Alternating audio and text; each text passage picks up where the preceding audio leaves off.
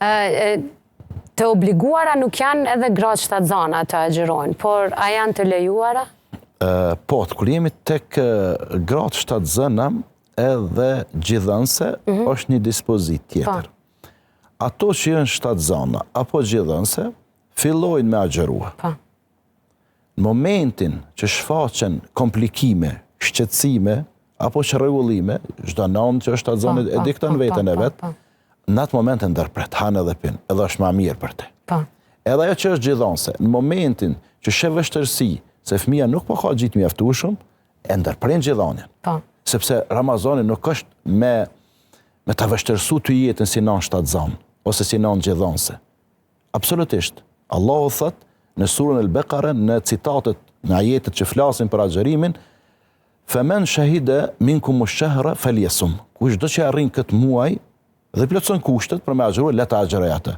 Çka dëshiron Allahu me këtë agjërim? Yuridu Allahu bikumul yusr wa la yuridu bikumul usr. Allahu me këtë agjërim që ju po e bëni, dëshiron për juve lehtësi e nuk dëshiron vështirësi. Në momentin që ti ke vështirësi, gjatë kohës kur je shtatzan, e ndërpret edhe ki sevap më shumë e ndërprej.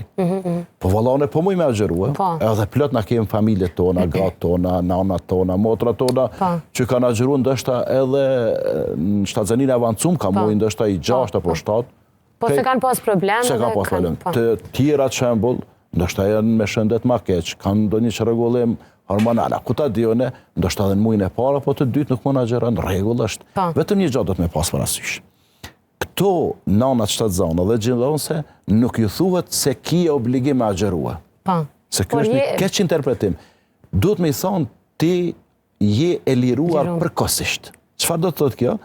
Ti derisa ta krysh shtatzanin. Edhe pastrimin e lehonis, ti je e lirë. U pastropi e lehonis, nuk kimi i dhënë fëmijë gjithë, se disa nuk i ushqejnë, ose nuk ka gjitë mjaftueshëm, ku ta diune, atëherë përgatitesh për me agjërua ose e pret në sezonën e dimrit kur është ma lehtë. Edhe nanat që janë gjithonse, nuk bën më thonë që ju nuk e keni obligim. Obligim e keni, po liroheni përkohësisht derisa ta kryeni gjithonjen. Kur ta kryeni gjithonjen, edhe mas një kohë forcohet fizikisht, atëherë fillon me i kompensu ditët e mbetura, një nga një. Sa të kanë mbetur, do të me i mbajt men. Në Ramazanin 2025 më kanë mbetur për shembull 15 ditë.